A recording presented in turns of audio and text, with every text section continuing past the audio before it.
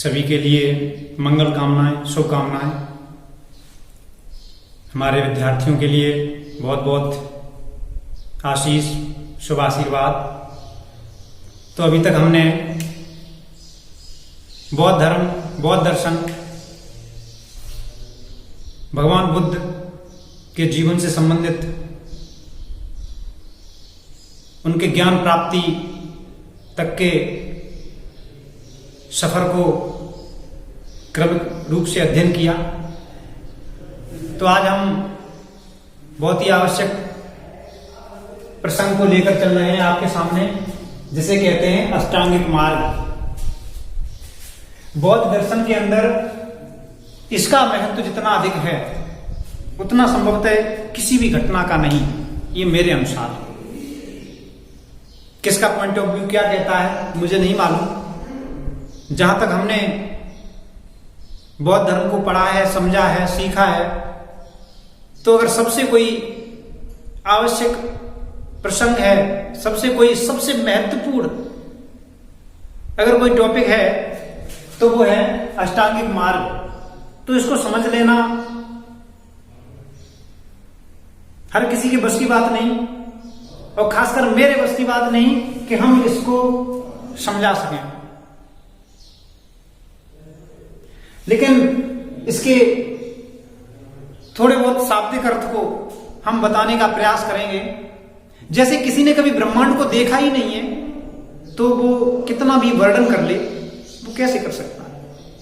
जिसने ज्ञान के मार्ग को महसूस नहीं किया है, जिसने उस ज्ञान की अवस्था को नहीं जाना है, तो वो उस अष्टांगिक मार्ग को बिल्कुल सही ठीक नहीं बता सकता।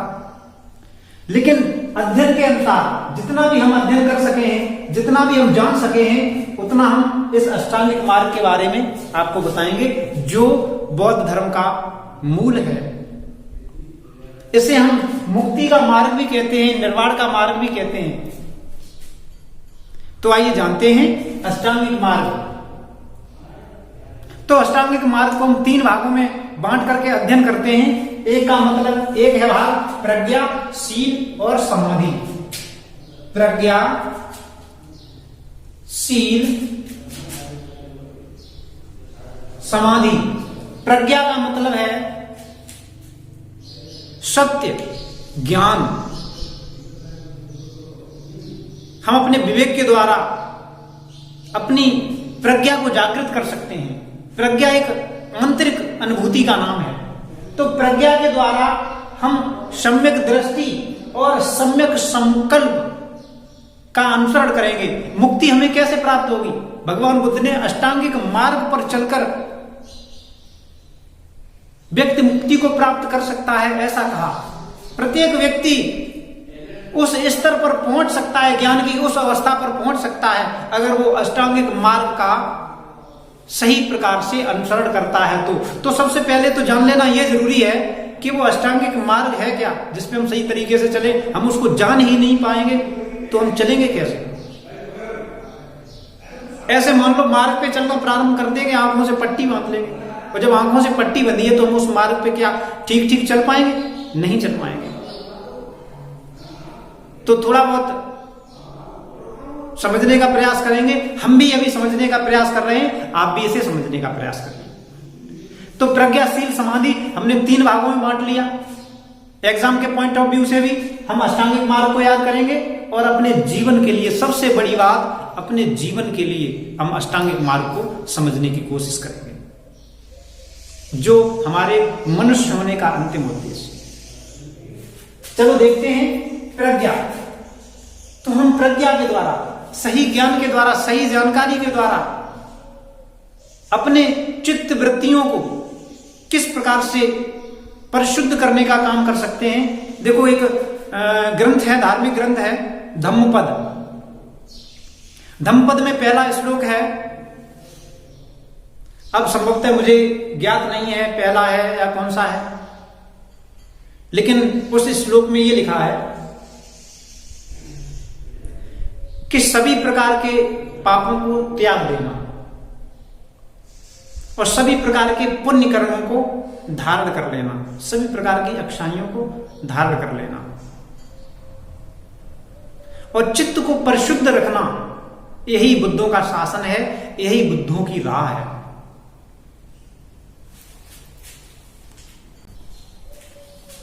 सभ्य पापस्य अकारणम, तो वो श्लोक कुछ इस प्रकार है, सभ्य पापस्य अकारणम कुशलस्य उपसंपदा सच्चित्त परियोजनम एतं बुद्धं शासनम।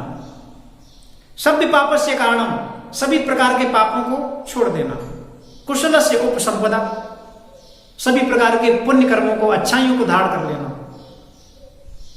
सच्चित्त परियोजनम, अपने चित्त को परिशुद्ध, निर्मल और शुद्ध रखना, एतं बुद्धं शासनम, यही बुद्धों का शासन है, यही बुद्धों का मार्ग है। तो देखेंगे सम्यक दृष्टि क्या है। हम अष्टांगिक मार्ग पे चलने का प्रयास तो कर रहे हैं, लेकिन हम सम्यक दृष्टि को तो समझें पहले। सम्यक दृष्टि का मतलब है हम सच को देखें, और सच को देखने का मतलब हम सच को नहीं देख रहे हैं। अगर किसी को देखते वक्त हमारे मन में घृणा, द्वेष, ईर्ष्या के भाव आ रहे हैं तो हमारे देखने में कमी है। हम व्यक्तियों से इतनी घृणा के भाव से भर जाते हैं, हमारा चित्त कैसे निर्मल हो सकता है, हमारा मन कैसे परिशुद्ध हो सकता है, हो ही नहीं सकता। दिमाग में इतने विकार हैं, मन में इतने विकार हैं, मन इतने विकारों से ग्रसित है, तो हमारी सम्यक दृष्टि कैसे हो सकती है। जैसे हमने किसी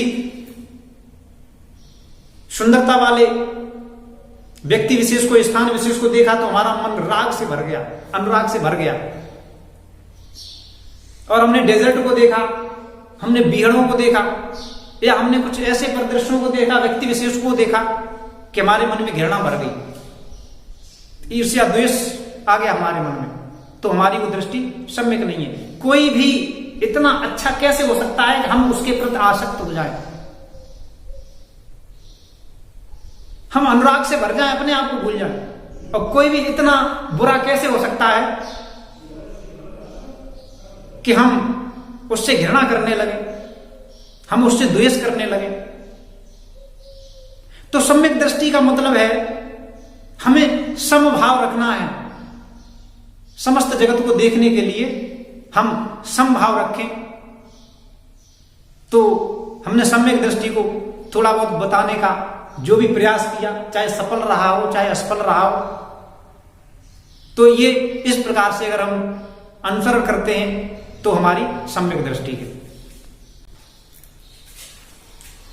तो सम्यक दृष्टि को हमने इस प्रकार से समझा। अब देखते हैं सम्यक संकल्प। देखो, सम्यक शब्द की बहुत बड़ी मान्यता है बौद्ध दर्शन में। सम्यक, अब सम्यक को हम समझें। सम्यक का मतलब यह है कि जो जैसा है ठीक ठीक उसे वैसा ही समझें। हम मध्यम मार्ग पे चलें। सम्यक का मतलब एक मध्यम भी होता है। अति सर्वत्र वर्जते। भगवान बुद्ध ने भी बुद्धत्व प्राप्त करने के लिए जटिलताओं को त्यागा, कर्म कांडों को त्याग दिया। सम्यक एक मध्यम मार्ग पे चले कि शरीर को दुख देने से मुक्ति प्राप्त नहीं हो सकती, शरीर को यातनाएं देने से, कष्ट परेशानियां देने से मुक्ति नहीं मिल सकती।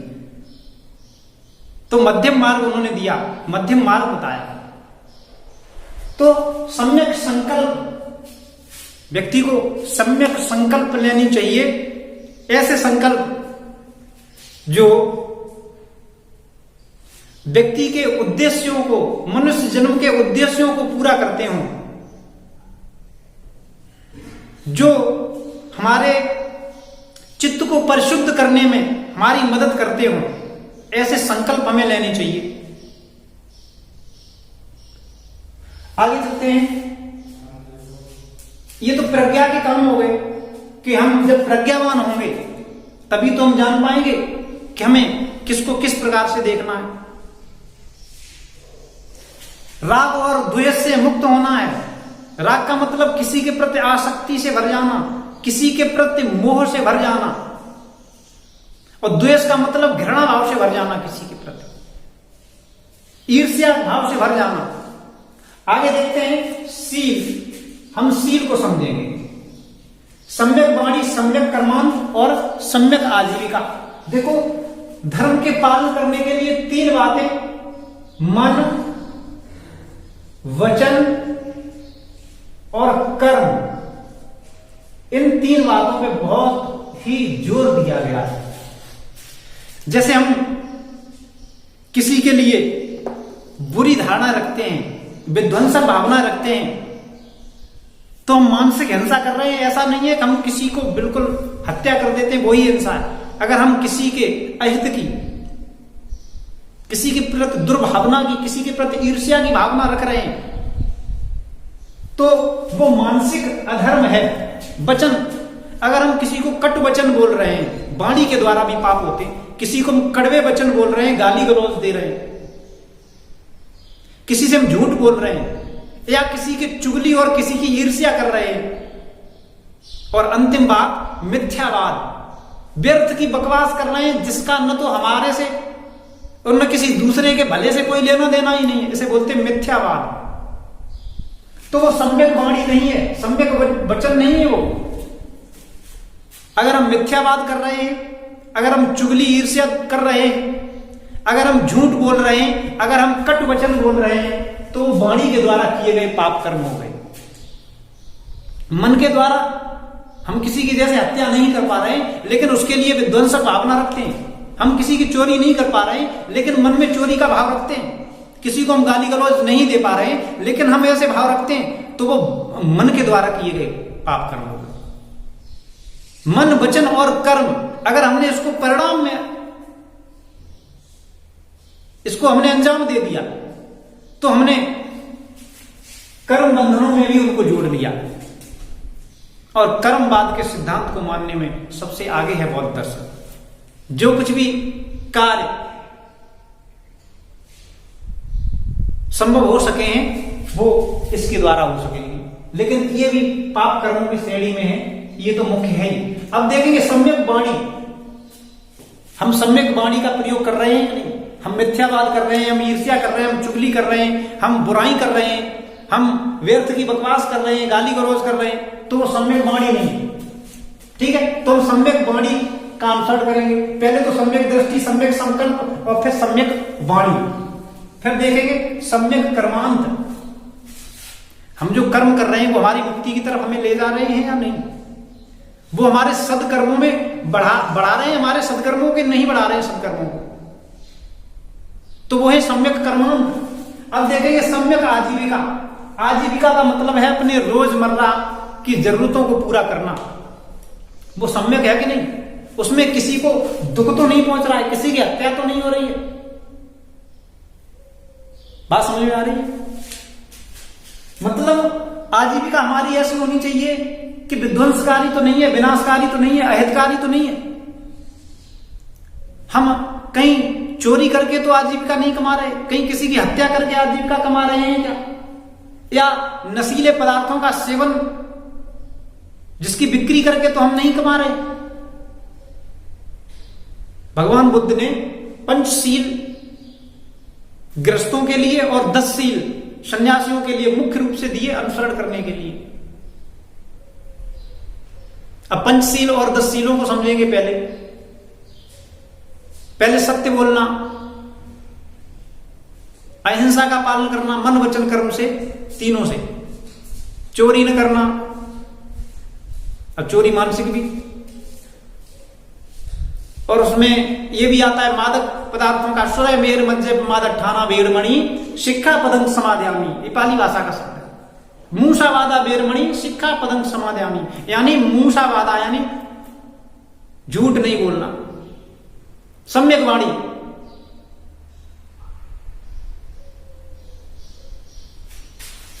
आगे देखेंगे, ये तो सम्यक आजीविका हो गई। अब देखेंगे, ये तो हो गए शील। हम शीलों का पालन करेंगे अपने शरीर के द्वारा। ये देखो, ये तो मन के विकल्प हैं, ये हमारे शरीर के विकल्प हैं। अब आगे देखते हैं सम्यक। अब देखेंगे प्रज्ञाशील समाधि। तीसरा पायदान है अष्टांगिक मार्ग का, समाधि। हमारा शरीर सही रहे, जो हम सम्यक समाधि में बैठ सकें, अपने आप को एकाग्रचित कर सकें, अपने मन को परिशुद्ध करने का काम कर सकें। हम अपने आप को गहराई से देखें, समझें कि कहीं हम गलत तो नहीं कर रहे हैं। तो उसके लिए हमें पहले अपने शरीर को स्वस्थ रखना होगा। तो सम्यक मध्यम, तो सम्यक समाधि, वो सम्यक व्यायाम, सम्यक स्मृति। हमारी स्मृतियों में कुछ ऐसा तो नहीं चल रहा है जो हमारे मन को विचलित करे, हमारे मन को एकाग्रचित रखने में व्यवधान उत्पन्न करे। हमारी स्मृति कहीं वैसी तो नहीं। तो हम सम्यक स्मृति को देख रहे हैं यहां, सम्यक स्मृति। अब देखेंगे सम्यक समाधि। जब हम सब इन सब पायदानों से गुजरते हुए आगे बढ़ेंगे, अपना जीवन व्यतीत करेंगे, तो हम ध्यान की ओर बढ़ेंगे और अंतिम पायदान है सम्यक समाधि।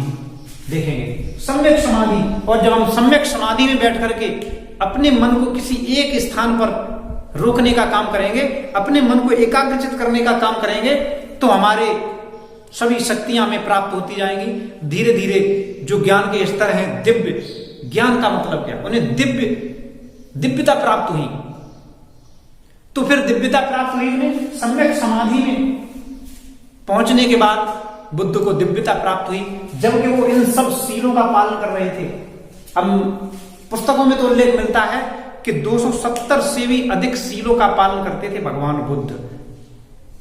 और हम गृहस्थों के लिए 5 सील बताए हैं और सन्यासियों के लिए, बौद्ध भिक्षुओं के लिए 10 सीलों का उल्लेख किया है उन्होंने। तो वो 273 सीलों का पालन करते होंगे। समझ लो उनके मन में किसी भी प्रकार का कोई विचलित करने वाला विचार कैसे होगा। ये तो हमने उनके केवल एक जो पुस्तकों के पाठ्यक्रम में शामिल किया जाता है उसके बारे में हमने उल्लेख किया।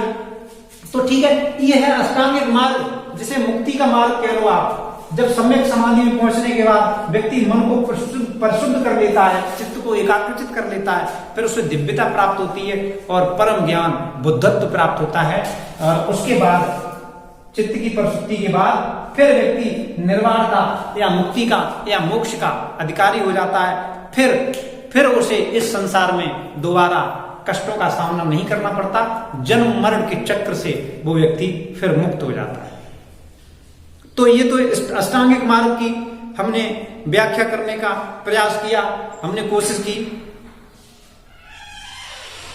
जितना हमने अध्ययन किया उसके सार संक्षेप को निकाल करके हमने इस अष्टांगिक मार्ग को समझने की कोशिश की। अभी तक हमारे पाठ्यक्रम में जो ये शामिल होता है अष्टांगिक मार्ग और पंचशील, तो हम इसको केवल रट लेते हैं, इसको जरा सा भी समझने का प्रयास नहीं करते और न ही हमारे साथी बंधु इसको थोड़ा समझाने का प्रयास करते हैं। यही तो सभी बुराइयों से मुक्त कर सकता है किसी देश को, किसी राष्ट्र का भला धर्म कर सकता है। भारतेंदु हरिश्चंद्र ने भी कहा था कि सब उन्नतियों का मूल धर्म है। भारतेंदु युग है हिंदी साहित्य में, तो उन्होंने भी इस बात को स्वीकार किया था। अब धर्म का मतलब समझो, धर्म का मतलब हिंदू, जैन, बौद्ध, सिख, ईसाई, यहूदी, पारसी नहीं। बौद्ध धर्म के ही एक मानने वाले, इस दर्शन को मानने वाले ही विद्वान हैं सत्यनारायण गोयनका। उन्होंने उल्लेख किया, उन्होंने कहा कि धर्म न हिंदू बौद्ध है, सिख न मुस्लिम जैन। तो धर्म चित्त की शुद्धता, धर्म शांत सुख चैन। यानी जो हम नाम पढ़ लेते हैं वो धर्म नहीं, धर्म तो चित्त की परिशुद्धता है। जहां अद्भुत सुख है, अद्भुत शांति है, अद्भुत चैन है, अद्भुत सुकून है, उसे हम कहते हैं धर्म। और हमने धर्मों के नाम दे रखे हैं। वास्तविकता तो यह है कि हम धर्मों को जानते ही हैं। भगवान बुद्ध ने इसीलिए ईश्वर के विषय में कभी भी कोई व्याख्यान नहीं, कोई व्याख्या नहीं, कोई उल्लेख नहीं। क्योंकि अगर तुम्हें चाहिए होता तो तुम अष्टांगिक मार्ग पे चलते। अगर तुम्हें मुक्ति की तरफ बढ़ना होता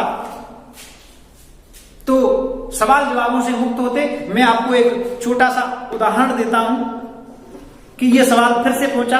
अनीश्वरवादी भगवान बुद्ध को कहा गया तो एक जिज्ञासु पहुंचा कि प्रभु आज तो हमें बता ही दो कि परमात्मा ईश्वर है कि नहीं। तो जैसा कि मैंने बताया कि वो उदाहरण के द्वारा समझाते थे। उन्होंने कहा कि एक व्यक्ति एक मार्ग पे चलता जा रहा है। वो सोच रहा था हम कहीं पहुंचेंगे, और रास्तों के ऐसे समूह पे पहुंचा जहां से चारों दिशाओं के लिए रास्ते जा रहे थे, और उसमें से ही निकले हुए कई एक रास्ते जा रहे थे।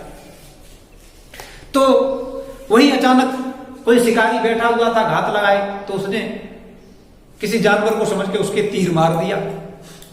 अब वो विष से लगा हुआ तीर उसके शरीर में जहर फैला रहा। कई एक आदमी आ गए उसे बचाने के लिए। उन्होंने कहा कि चलो मैं तीर निकाल देता हूं तुम्हारा, लेकिन वो तीर निकालने के संबंध में बिल्कुल भी उत्सुक नहीं। वो ये कह रहा है हमें ये बताओ कि हमको किसने तीर मारा और क्यों मारा, कहां से मारा। सब उसे समझा रहे हैं कि तेरी जीवन लीला समाप्त हो जाएगी। अभी सबसे पहली प्राथमिकता यह है कि तेरा ये बाण निकल जाए, फिर उसके बाद सारे सवाल जवाब के उत्तर तुझे खुद मिल जाएंगे। तू खुद भी खोज सकता है, लेकिन उसके सवाल जवाब तब तक चलते रहे जब तक कि उस विष लगे तीर ने उसके जीवन को समाप्त नहीं कर दिया, उसकी जिंदगी नहीं छीन ली, तब तक उसके सवाल चलते रहे। यही है हम सब लोगों का हाल। हम लोग क्या करते हैं, हम लोग यही सोचते रहते हैं कि है कि नहीं है, क्यों है, कैसे है, लेकिन हम खुद अपने अंदर खोजने का काम नहीं करते। इसीलिए उन्होंने ईश्वर के संबंध में कुछ नहीं कहा, न कोई जवाब दिया। लाओ त्से का नाम सुना होगा चीन की सभ्यता में, ताओ धर्म। कन्फ्यूशियस का नाम सुना होगा। उन्होंने भी इस बात के लिए भगवान बुद्ध का बड़ा समर्थन किया। जो सत्य है उसमें जरा सी भी मिलावट करोगे तो वो झूठ हो जाएगा। सोचो, हो जाएगा कि नहीं हो जाएगा। जरा भी उसको बड़ा चढ़ा के कहोगे तो वो झूठ हो जाएगा, और जरा सा भी अगर तुमने कम कह दिया तो वो भी वो असत्य हो जाएगा। इसलिए उसके संबंध में कहा नहीं जा सकता। वो हर एक व्यक्ति के अंदर मौजूद है। हर एक व्यक्ति उस स्तर पे पहुंच करके अष्टांगिक मार्ग का अनुसरण करके मोक्ष, मुक्ति या निर्माण प्राप्त कर सकता है।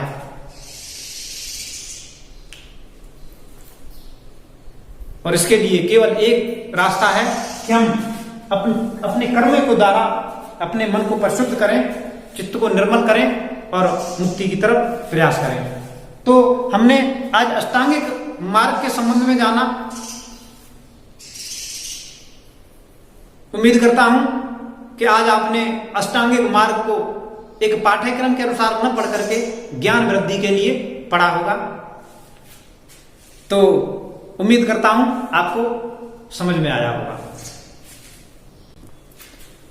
तो फिर से मैं आपको इसका रिवीजन करवा देता हूं। सम्यक दृष्टि का मतलब है वस्तुओं के उसके वास्तविक स्वरूप को देखना। इसे कहते हैं सम्यक दृष्टि, वस्तुओं के वास्तविक स्वरूप को देखना। अब देखते हैं सम्यक संकल्प। सम्यक संकल्प से आशय है भौतिक सुखों के प्रति आकर्षण का त्याग करना। भौतिक सुखों के प्रति आकर्षण है जो हमारा, उसको त्याग करने का संकल्प करना। क्योंकि जब तक हम भौतिक सुखों में सुख ढूंढते रहेंगे उसमें सुख कभी मिलने वाला है नहीं, और हम इस संसार में ही उलझकर रह जाने वाले हैं। ये तो हो गया हमारे सम्यक संकल्प का मतलब। अब सम्यक वाणी से मतलब क्या है? जो हम वाणी से पाप कर्म करते हैं उस वाणी के पाप कर्मों से हम बच सकें, इस प्रकार की हमारी वाणी हो। हमने बताया है मिथ्यावाद नहीं करना, चुगली नहीं करना, झूठ नहीं बोलना और किसी को कट वचन नहीं बोलना।